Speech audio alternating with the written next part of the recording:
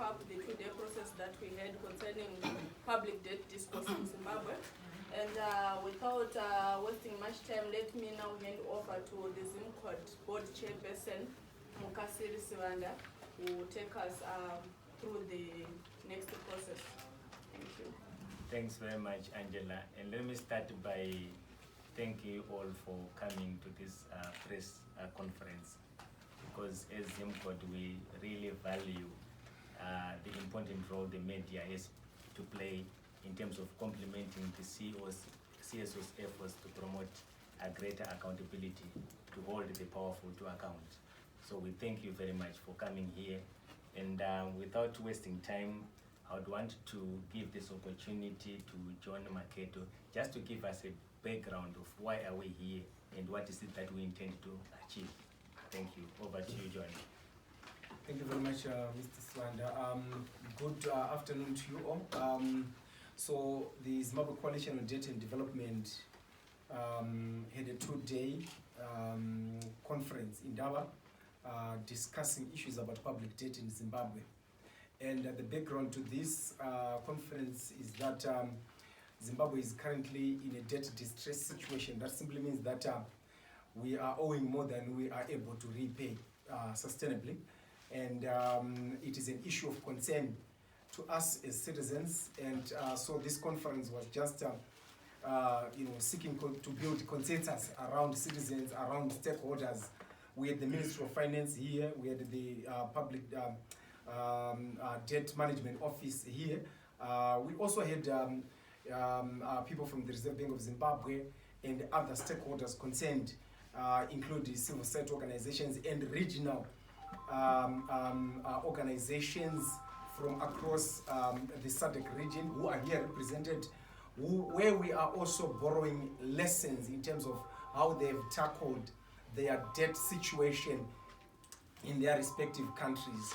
And so we convene here, and as we depart, key resolutions have been drafted, and we are going to hear some of the key highlights from the statement that we're going to proffer. But I would like to just highlight, before I hand over to the people that are going to read our statement, that key issues of note include some progressive steps that Zimbabwe has made towards addressing issues of debt transparency, especially in the last 2-3 years.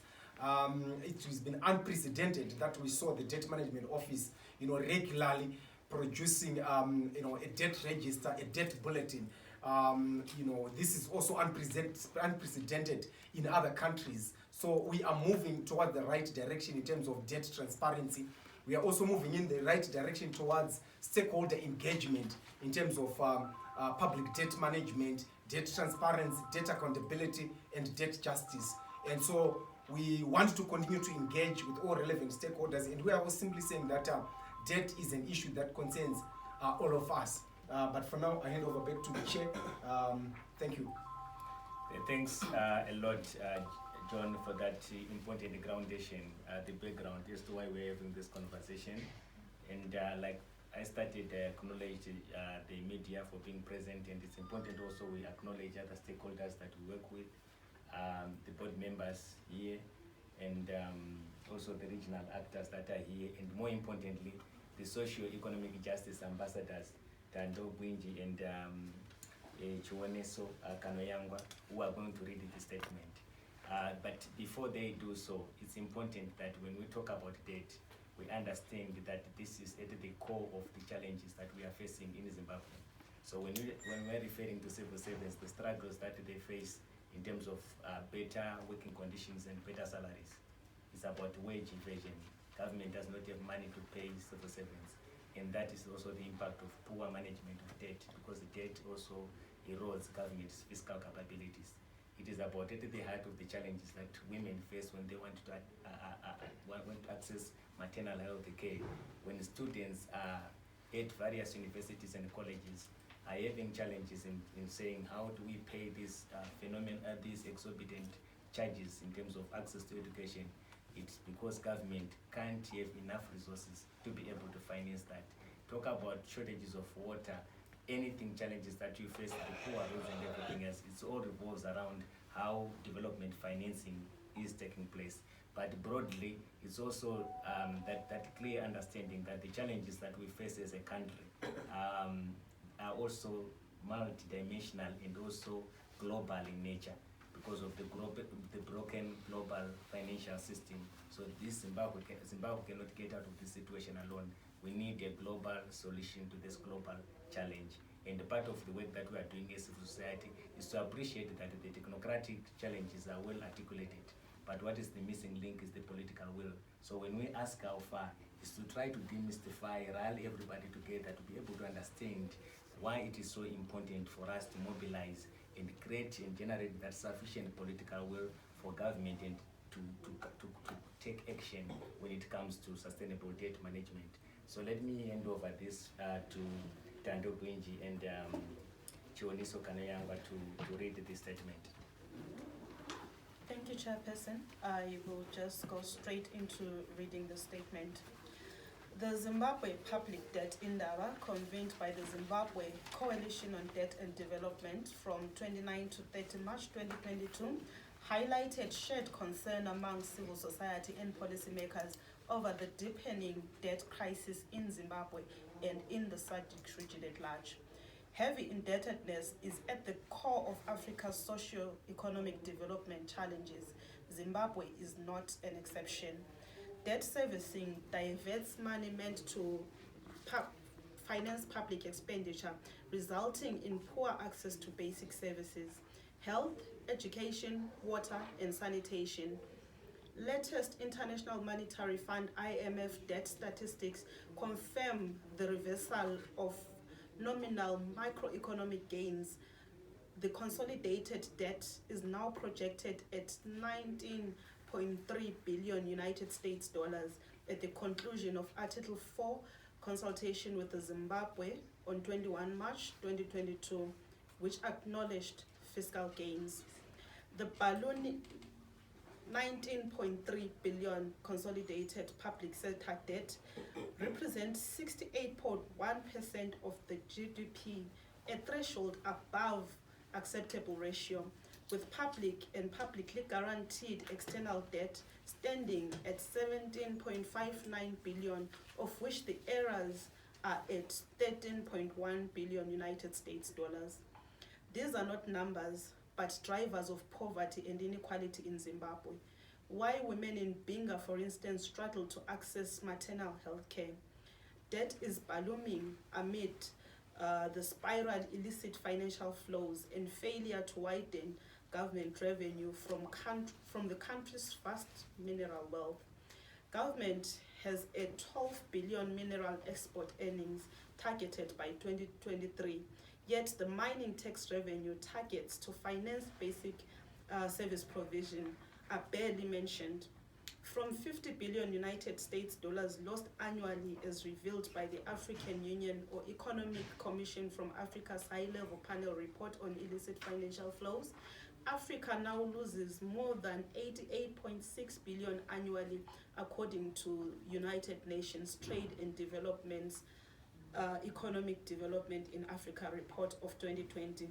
The Ministry of Finance and Economic Development states that Zimbabwe experienced severe shocks, including Cyclone Idai, protracted drought, and the COVID-19 pandemic, which led to a deep recession and high inflation, slowing progress towards restoring macroeconomic stability.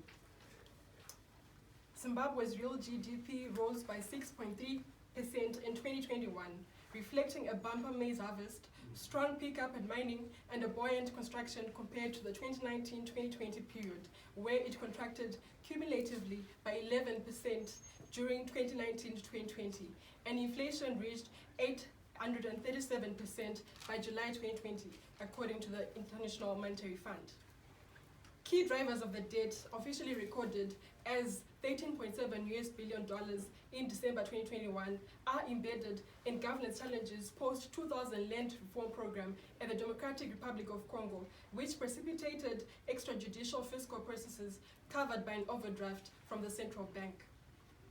Compensation of 60,000 Liberation War heroes at 3% of the 1997 gross domestic product GDP was a cataclysmic point whose immediate effect was the inflation of the budget by 55%, as well as a currency meltdown. The Reserve Bank of Zimbabwe, RBZ, quasi-fiscal activities, loans, and guarantees by government, as well as interest and penalties on debts, have also exacerbated the debt crisis, as these are stamped without parliamentary oversight. Ongoing efforts to address reforms to address in the Transitional Stabilization Plan TSP policy are underpinned by the medium-term debt strategy paper, as well as engaging with multilateral creditors and cutting government recurrent expenditure. Current efforts of engagement with multilateral creditors are hanging by the thread of token payments to creditors, as well as faltering efforts to re-engage the international community after years of a pariah status. Debt distress has therefore had a debilitating impact on people and communities, compounded by government austerity measures introduced under the National Development Strategy 1. The IMF still recommends a continuation of this through broadening the tax base and improving tax administration and compliance. Now, the recommendations tendered by the civil society beyond taxation of the public call for focus on domestic resource mobilization, restructuring of current debt, renegotiation of loans contracted with bilateral agreements. We therefore recommend, number one, an adoption of policy mix to manage risks of contraction of public debt is key to a wide range of options, including the reform of current weak legislative frameworks, as well as strengthening of parliamentary oversight. 2. While the Ministry of Finance has now introduced the annual debt bulletin, there is need for comprehensive debt audits, public debt registers, as well as legal reforms to limit debt contraction without parliamentary oversight. 3. Public debt register is key in light of blocked funds of $3.5 United States billion that could be guaranteed by the Reserve Bank of Zimbabwe to offset the impact of currency conversion, to enhance the due diligence by publishing beneficial owners of the affected businesses. In addition, robust debt sustainability plan underpinned by debt validation processes of the government should be viewed with a human rights lens, with a particular focus on vulnerable groups relying on government-funded services. We should enhance climate financing options to be included. Implementation of regional policies like the SADC Protocol on Finance and Investment and the formulation of the proposed SADC Model Public Finance Management Law should be strengthened as critical building blocks for sustainable debt development management plans aligned to international, regional, and conditional benchmarks in all SADC countries. This marks the end of this press statement. Thank you very much. Thank you so much, Chiwoniso and Ntando. As we are aware, the debt crisis that we are talking about here is not only peculiar to Zimbabwe. It's a regional crisis, and with that in mind, we have our regional partners that we work with so that we put this discourse at regional level. And we have Mike Banda from Malawi, we have Geshom Kabaso Jr. from Zambia, and Edson Cortez from Mozambique. I will start with Mike Banda, Malawi Economic Justice Network, to offer their solidarity messages. Yeah, thank you so much, Madam Moderator, for according us this opportunity to sit in solidarity with comrades from Mozambique, Zimbabwe, Malawi, and Zambia. Indeed, our challenges are common, and we are sailing through the same waters in as far as debt issues are concerned. Within the SADC region, there are some regional thresholds that were put in place that as member states we need to adhere to.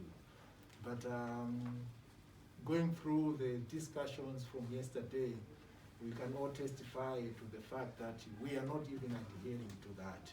We are all above the recommended threshold in as far as contraction of debt is concerned, which is an issue of great concern because at the end of the day, what that means is that huge sums of money are being spent on servicing debt than those that are being put towards social services that could uplift the lives of our ordinary people. So it's really an issue of concern that we really needed to join hands in solidarity as a region, as a continent, and fight this device. And secondary is the whole issue of the role of Parliament in all this.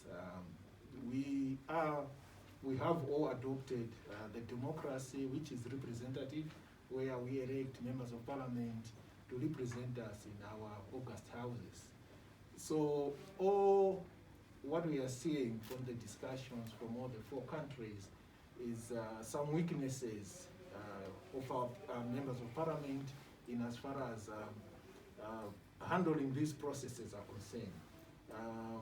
Yes, the laws in the countries suggest that any loan contraction bill should be approved by Parliament, and then what we are questioning is the rationale behind our members of Parliament and their capacities to understand these processes, and where do we draw the line, where they need also to give feedback and engage with the citizenry and the people that they represent before they engage into these processes. So indeed, it's really a regional challenge. It is a global challenge, and that together, if we hold hands, we can begin to address some of the challenges that our region is facing. Thank you. Thank you so much, Mike. Comrade Gesham.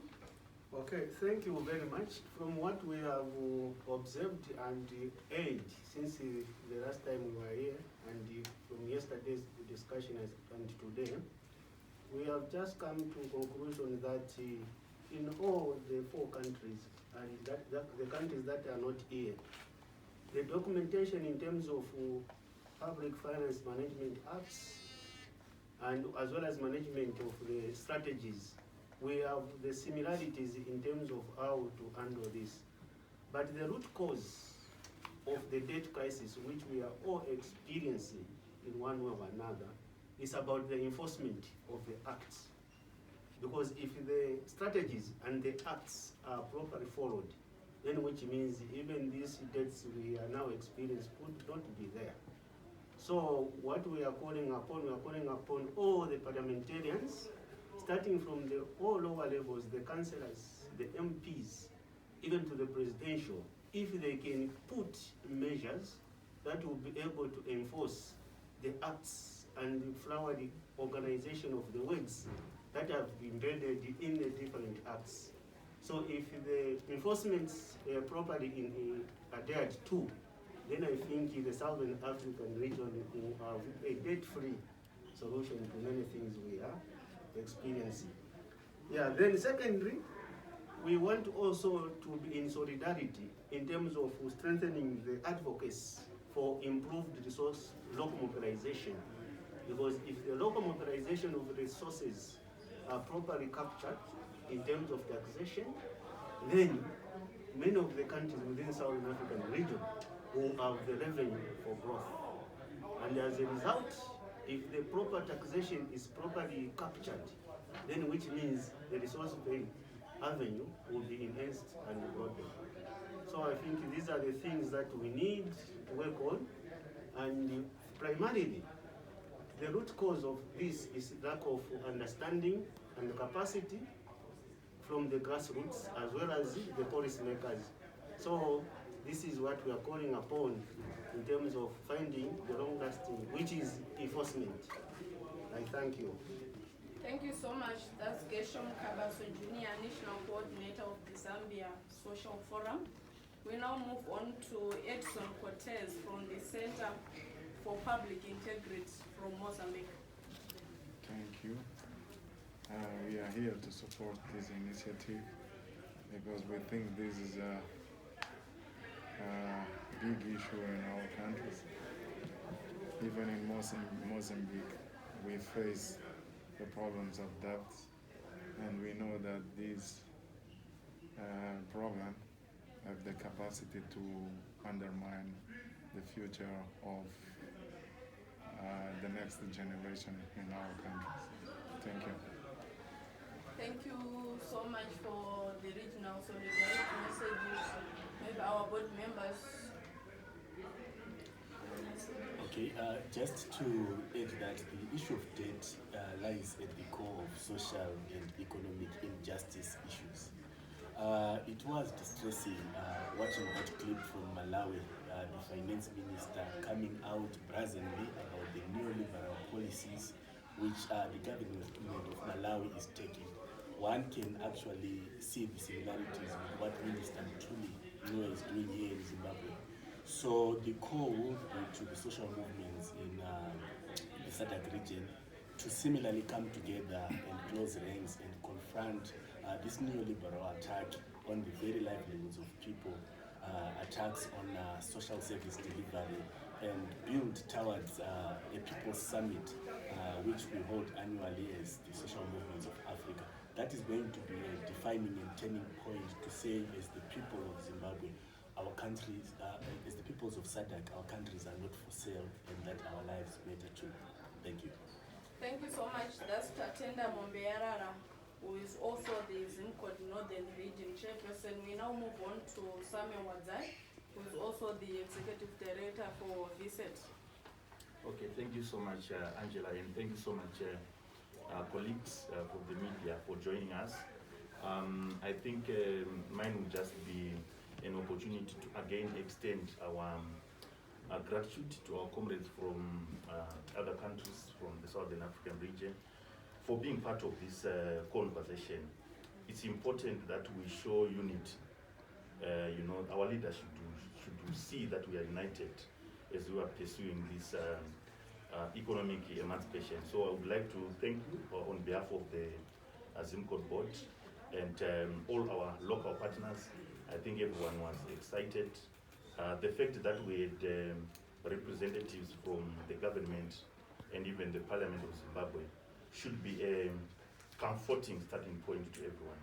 That at least these guys, our leaders, are warming up to our issues. They are prepared to come and listen to what we are, what is troubling us.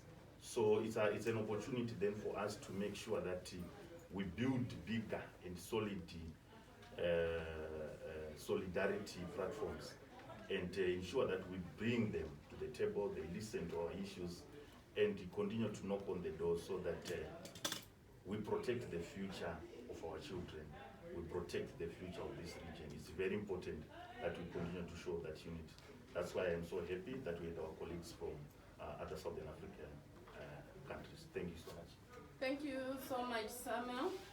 Ladies and gentlemen, allow us now to open the floor to you to ask questions that you might have, to seek point of clarifications.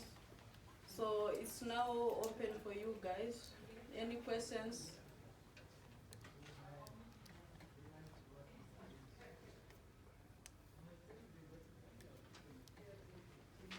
My name is Jamal Sisikwale for the public. I just want to find out, in the interval, you were silent on corruption. I just want to know how is corruption impacting you on the region, on how to set these days as a region.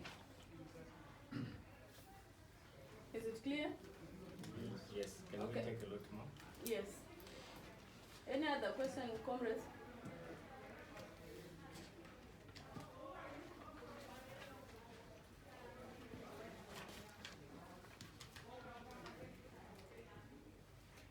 Maybe you can respond. Thanks a lot. This could be an icebreaker so that we can have a flood of questions. Thank you very much. I think sometimes it's a question of semantics and how you would want to elevate a certain point in a discussion. But definitely, the linkages between corruption and the debt mismanagement are huge. To start with, you need to understand that corruption is an enabler to illicit financial flows. If we are saying Africa as a continent is bleeding more than 90 or 200 billion annually due to illicit financial flows, and the disconnect between our natural resource wealth. They talk about the 12 billion target for the mining sector without any clearer target that we have in terms of the fiscal mobilization from that sector. It's because corruption is a huge enabler. But let us not miss the point.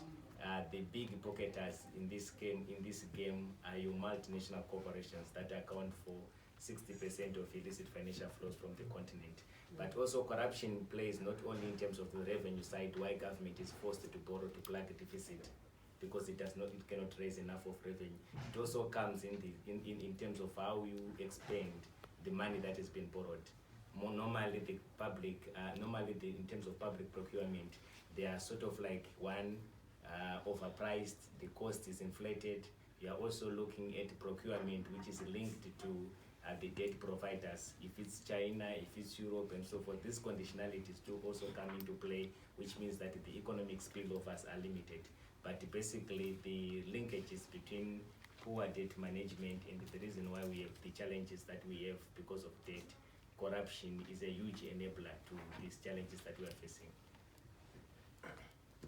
Thank you so much. Any additional response to this? Yeah, maybe just to add that we've seen and witnessed in the region the interconnectedness between corruption and debt contraction,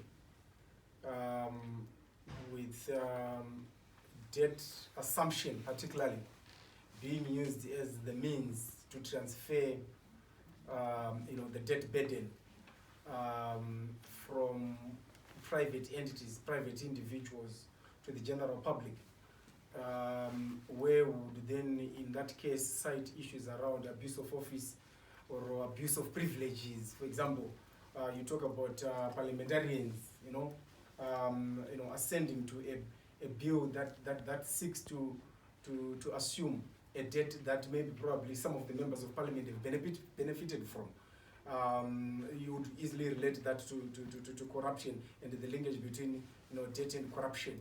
I think other colleagues from Mozambique can also talk about the hidden debt scandal in Mozambique, and similarly I think in Zambia with similar experiences. So it's really indeed an issue, and that nexus between debt and corruption is quite significant in not only in Zimbabwe but across the region.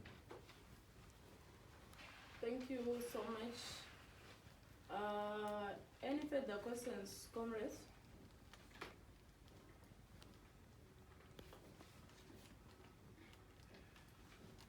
Yes. Thank you. My name is Josiah Timu, representing the Afro News. I just wanted to find out, because Zimbabwe is a unique case. Are sanctions a hindrance to debt servicing? Any other question before we take this one?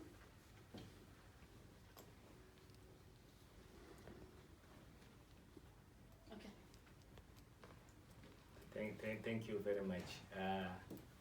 You saw my WhatsApp message, Dr. Kadenge, sorry. That would also want you to come in, but colleagues also feel free to bolster. I think that's an important question to start with, because sanctions are a critical developmental concern for Zimbabwe. So, Doctor, if you don't mind to help with that one. The issue of sanctions. The impact of sanctions and debt and development in Zimbabwe. Okay. Maybe as he prepares, I was also going to just to add to say that when you're talking about debt servicing, I think we need to quickly relate to the fact that the ability or capacity of an economy, any sovereign state, to be able to service its debt, equals its general macroeconomic performance. So if we're talking of sanctions in general, and the intention or the purpose of sanctions are to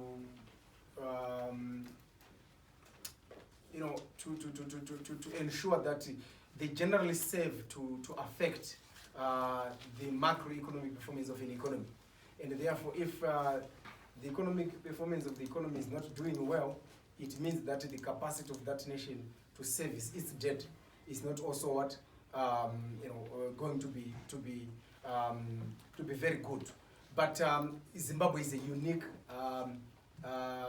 in a unique situation in its own, and as much as we have the sanctions, as much as the sanctions are hitting hard on the economy of Zimbabwe and its performance and its citizens, we also want to acknowledge other contributing factors that are hindering the performance of the economy and the ability of the economy to service its debt. You talk of corruption, you talk of misgovernance, you talk of many mismanagement of public funds, and also issues around a failure to prioritize macroeconomic issues. So those would be my considered response. But Dr. Kadenge, you wanted to also step in. Okay, thank you very much. I think there are a number of issues, really. Issue of debt and sanctions. I mean, if you look at Zimbabwe, you have this DERA since 2001. Certainly it has had an effect in terms of the general welfare of the people and our inability to pay. Because if you're on sanctions, what it is companies and institutions are not able to borrow from international institutions. So certainly the issue of sanctions really affect. But having said that, we were talking about the issue of corruption itself, because there are so many things which actually affect a country's risk profile. And our country risk may be affected by sanctions, but more importantly, there are some other things in terms of issues of corruption. And I think that's the major critical issue. I mean, you've seen, even during this COVID era, where people in high places have actually used money meant to fight COVID to be in their own pockets. And we've seen people being brought to court and so forth. This really has nothing to do with sanctions, but simply issues of corruption. So in my view, and even in the other countries, our colleague here from Mozambique was talking about the issues of the corruption within the government of Mozambique, Frelimo government and others, and where some people are in prison now, those who are in government.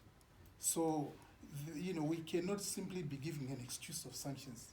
Obviously, anyone in his right mind does not want sanctions to be there.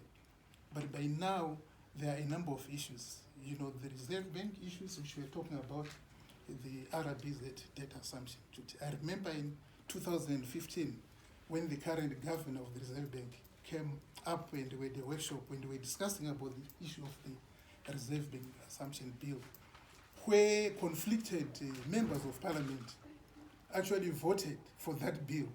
And these are issues of accountability, as it is. If you are conflicted, and I remember asking the question, that you have really a list of $1.3 billion money being given to legislators and other people in high places. The list is there. And the challenge which I challenged the governor then was to say, why should me, a private citizen, be asked to pay for a debt for someone who has been given tractors and other implements to farm? And there is a list, I believe, of that. And we come to the legislature, we come to parliament, and we pass in a bill to say the general Zimbabweans, myself from Chikomba and others, should pay for that. And that's the starting point when we accepted that people who owe money must pay that money back. And now you see from 2015 now we've had a number of assumptions, ZISCO, NRZ, and so forth. These parastatals who are supposed to be commercial entities, and the general Zimbabwean population are being asked to pay. So it's all a question of accountability itself. So we cannot really have excuses of sanctions and so forth. Yes, they are there, it's a reality. But there are a number of things where governments ourselves, even in the various countries, must make sure that if someone steals money from the general public, must face the music. Must, as Malema says, they must pay back. But in Zimbabwe, people don't pay back. They arrest, it's arrest and the release. And I think that's where really our issues are. In general, listening to these 2 days debates, you can see that there are similarities. In particular, when you look at the issue that you may have a law, you may have a constitution, you may have a public management bill, but there is no enforcement, to make sure that these things are. Of course, I was happy. The lady from Ministry of Finance yesterday said that from now onwards, they are doing twice a year. There are reports which are coming back, and this has happened since the last 5 years. That's when this, and we hope the process moves forward. But I think that's why I'm quite happy about this workshop, where in SADC countries, normally it was the leadership which meets. But now it's a difference. The issue is the citizens, represented by our colleagues from the 4 different countries, are meeting, and also the critical issues also having our people from the Ministry of Government coming in and participating in this issue. So the issue of enforcement is actually critical. And it is very sad, actually, when we're hearing about Zambia, for example, the amount of debt which is there, and our common friend is our friends, the Chinese as well. So there is really a lot of work which must be done. And I must commend Afrodad and Zimcod for actually getting the citizenry to actually participate in this debate. And what is so critical about this 2 days meeting is the majority of people who are participating are the young generation, who are actually will be affected. That issue of being born now is going to pay, is got a burden of $100,000. The unborn child or the person who is being born. So we, the older generation, are passing this to the young. And they must take an active interest in this whole debate. Thank you. Thank you so much. Any further questions, comments?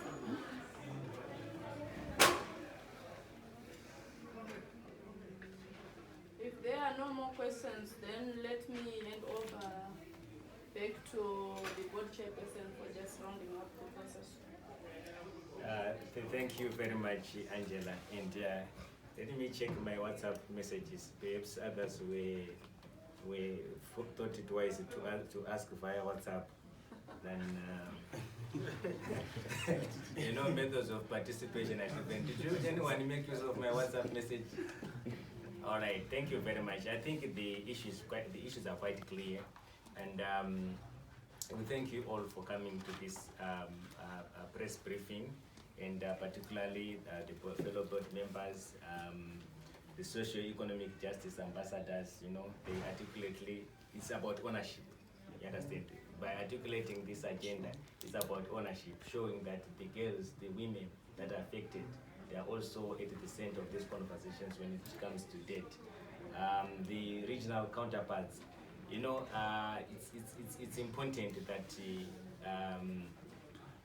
when, for instance, when I travel across Africa, if somebody asks me, or even world over, that which country are you from, I say I am from the province of Africa called Zimbabwe. So let's also demystify the spirit of the Berlin conference, of the people that wanted to plunder Africa by demarcating these borders for us.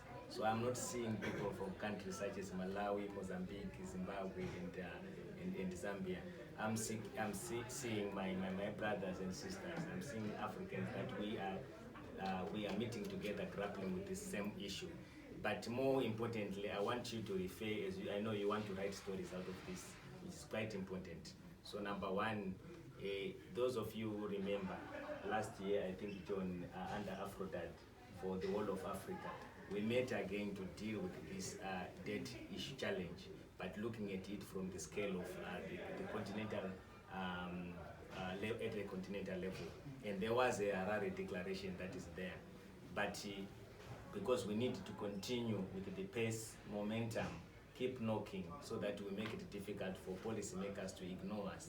This is why we have condensed this conversation to target SADC, but also 4 countries in the SADC region, just for you to know that there is a continuation. So thank you very much, and we bank on you to ensure that the message is simplified and more people begin to understand. If you see civil servants, nurses saying that we don't have enough salaries, we can't go to work because of the poor working conditions, we don't have drugs, people are dying, make connections when you are writing your stories. Humanize this. The debt question is at the center. It is at the center of fueling corruption.